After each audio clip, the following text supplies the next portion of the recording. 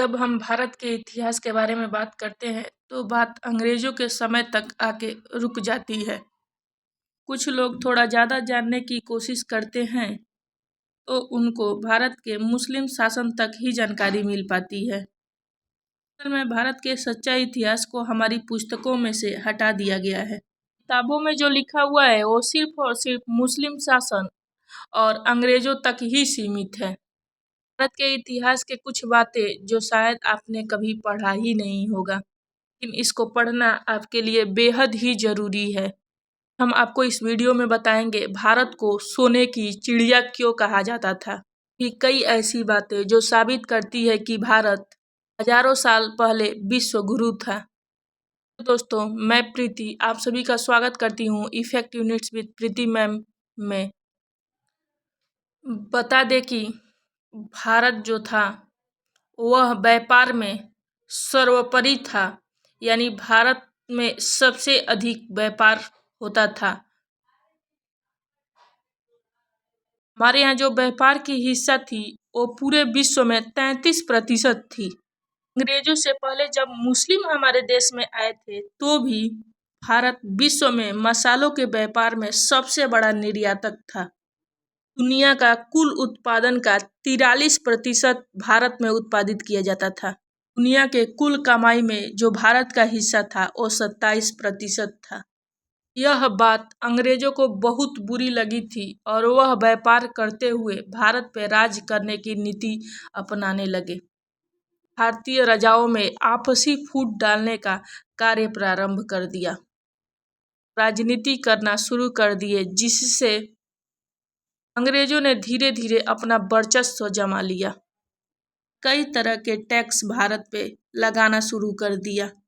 में अंग्रेजों ने पहला कानून बनाया, सेंट्रल ड्यूटीज एक्साइज टैक्स। इसमें टैक्स तय किया गया था 350%। 100 रुपये का उत्पादन होगा तो 350 रुपये एक्साइज ड्यूटी देना होगा। अंग्रेजों ने सामान को बेचने पर सेल टैक्स लगा दिया। वह तय किया गया 120%। मतलब 100 रुपये का आप अगर जो माल बेचते हैं तो 120 रुपया आपको अंग्रेजों को देना होगा। बाद से उन्होंने एक और टैक्स लगा दिया जिसका नाम था इनकम टैक्स। वह था 97%। मतलब 100 रुपया कमाया तो उसमें से 97 रुपया आपको अंग्रेजों को देना होगा। इसलिए अंग्रेजों के आगमन से पहले भारत को सोने की चिड़िया कहा जाता था। भारत का वह इतिहास है जो लोगों को इसलिए नहीं पता है क्योंकि वह किताबों में है ही नहीं। भारत पर मुस्लिम आक्रमण का इतिहास। पापा के आक्रमणों से मुस्लिम शासक इतने भयभीत हुए कि वे 300 सालों तक भारत से दूर रहे। भारत का सच्चा इतिहास हमको पढ़ाया ही नहीं जाता है। मुस्लिम लुटेरों को कई भारतीय योद्धाओं ने कई सालों तक लगातार हराया था। इसी में एक और थे महमूद गजनवी ने 1002 से 1017 तक भारत पे कई आक्रमण किए और हर बार भारत के राजाओं से उन्हें कई कड़ा उत्तर मिला था। महमूद गजनवी ने सोमनाथ पर भी कई बार आक्रमण किए। इनको 17वें युद्ध में सफलता प्राप्त हुई थी। भारतीय राजाओं के निरंतर आक्रमण से वह वापिस गजनवी लौट गया।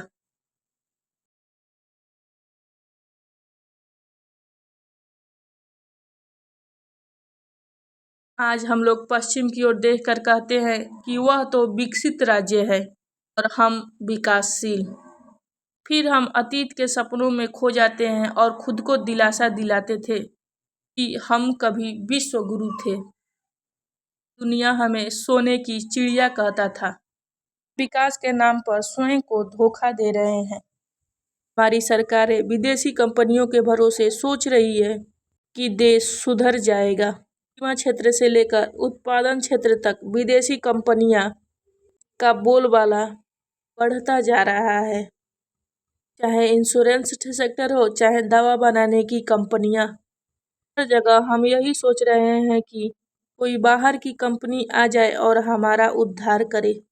तो जब तक आप दुनिया भर के बातों को सोचेंगे तब तक आप विश्व गुरु बन ही नहीं पाएंगे।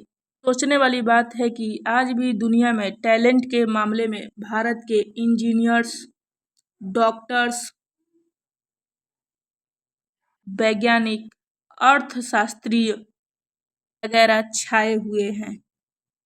अगर वे अमेरिका और ब्रिटेन को विकसित राष्ट्र बना सकते हैं तो हिंदुस्तान को क्यों नहीं बना सकते हैं। समस्या ये है कि हम लोग अपने टैलेंट और अपने भारत पे भरोसा ही नहीं कर रहे हैं। हमें लगने लगा है कि विकास का एक ही रास्ता है तो पश्चिम के देशों ने अपनाया है और हम भी आंख बंद करके उनका अनुसरण करने लगे हैं। अब तो भारत में विदेशी विश्वविद्यालय भी खुलने वाले हैं। जो देखें, नालंदा और तक्षशिला जैसे विश्वविद्यालय ने दुनिया को उस समय ज्ञान दिया जिस समय ऑक्सफोर्ड और कैम्ब्रिज के बारे में किसी ने कल्पना ही नहीं किया होगा।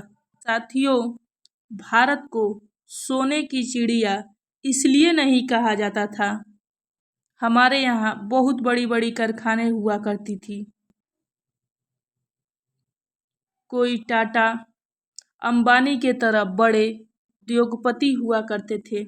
वास्तव में हमारे यहाँ घर घर में उद्योग और घर घर में उद्योगपति हुआ करते थे, यानी कि लघु उद्योगों का बहुत विशाल पैमाना हमारे यहाँ था।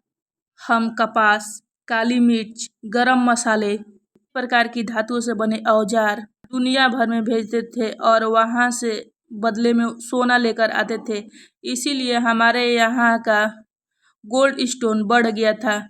हिंदुस्तान में इतना सोना इकट्ठा हो गया था जितना दुनिया के किसी भी देश में नहीं था। यही वजह थी कि हमें दुनिया सोने की चिड़िया कहने लगा। और एक खास बात यह थी कि यह सारा सोना किसी एक सोनार के पास नहीं था, बल्कि सामान्य रूप से जनता में बटा हुआ था। इसके पीछे कारण यह था, घर घर में उद्योग हुआ करता था और घर घर में उद्योगपति। भारत की सभ्यता कुछ 9000 साल पुरानी है। इतनी पुरानी सभ्यता आज तक अपना वजूद बचाए हुए है, इसमें जरूर कुछ ना कुछ बात है।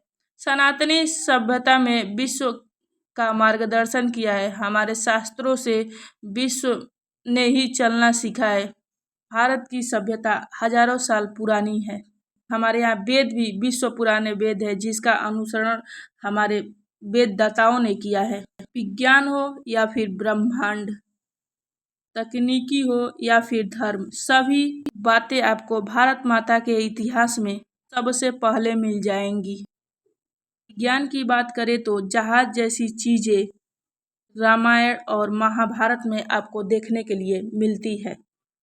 परमाणु अस्त्र शस्त्र भी आपको वेदों में देखने के लिए मिल जाते हैं। लेकिन निराशाजनक बात यह है कि किताबों में भारत को अनपढ़ बताया गया है। भारत का झूठा इतिहास किताबों में लिखा गया है। भारत में वामपंथियों ने सांप और दूसरे जाति के लोग बताए हैं। असल में भारत का सच्चा इतिहास चाणक्य और कौटिल्य में देखने के लिए मिला था। यहाँ सफेरों का इतिहास नहीं, बल्कि मंगल, सूरज और चांद, तारों की हैरान करने वाली रहस्यमयी बातें बताई गई हैं। भारत ने जीरो का आविष्कार किया है और सौर ऊर्जा की बातें हजारों साल पहले भारत में बताई गई है। अब भारत के सच्चे इतिहास को हमें पढ़ने की आवश्यकता है और हमारे आने वाली पीढ़ियों को भारत के सच्चे इतिहास के बारे में बताया जाए ताकि भारत फिर से एक बार विश्व गुरु बन सके। अगर जो हमारी यह वीडियो आप सभी को अच्छी लगी हो तो लाइक एंड शेयर करें अपने फ्रेंड्सों में और सब्सक्राइब करके बेल आइकन को ज़रूर प्रेस करें ताकि हमारे वीडियो आने से पहले आपके पास नोटिफिकेशन चला जाए।